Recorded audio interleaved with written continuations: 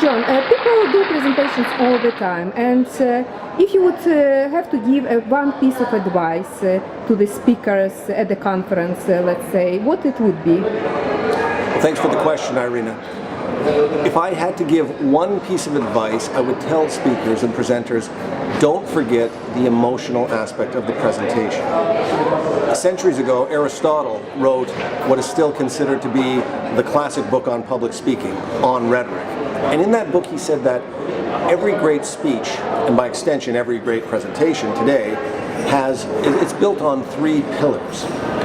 First pillar is logos, which is the logic of the presentation. Does it make sense? Is it backed up by appropriate evidence and statistics? Second pillar is ethos, which is the credibility of the speaker. Do we trust the speaker? Do we believe what he or she is saying? Does the speaker know what he or she is talking about? Do they have the experience?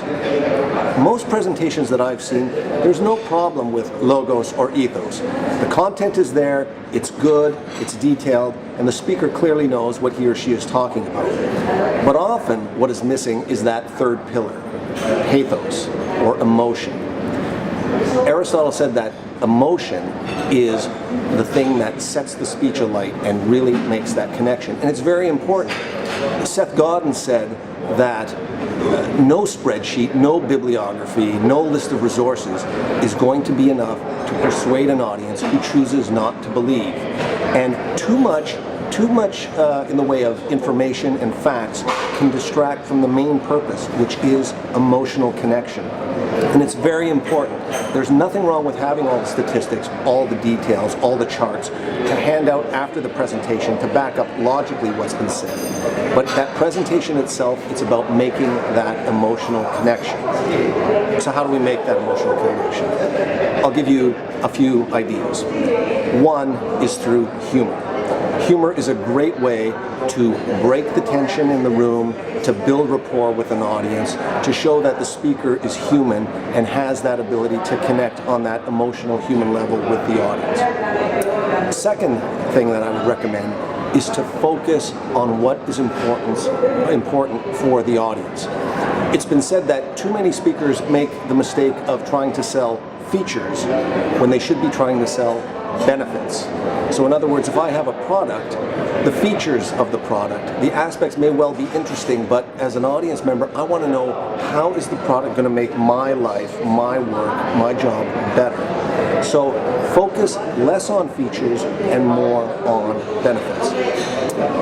And this brings me to the third suggestion, and that is to really put your audience first. I recently read an interview with a man named Tony Khan. He is an award-winning broadcaster in the United States. He's won awards over his 20 to 30 years of radio broadcasting experience. And there was a very interesting question in that interview. The interviewer said, you know, Tony, you've got such a loyal following. Your audience loves you so much, and yet you're sitting in a booth when you make your radio broadcast. You're talking into a microphone, nobody's there. How do you make that connection? And what he said intrigued me. He said, when I speak, I imagine that I'm saying something of great importance to somebody that I love very much. And when you hear me talk, that's what you're hearing. Me telling someone I love something that's very, very important. And I think that's a fantastic way for speakers to think of their audience. Of course, you're not going to love your audience in the literal sense of the word, but if you care about them, if you put them first and foremost, if you go into a presentation thinking, I really want the audience to come out better than they were when they came in, you'll succeed in ways that you might not have imagined possible. Luciano Pavarotti, the great Italian tenor, he put it even more succinctly. He said, some singers want the audience to love them. I love the audience. So keep these things in mind, and don't forget the importance of adding a bit of emotion in your presentations. Thank you.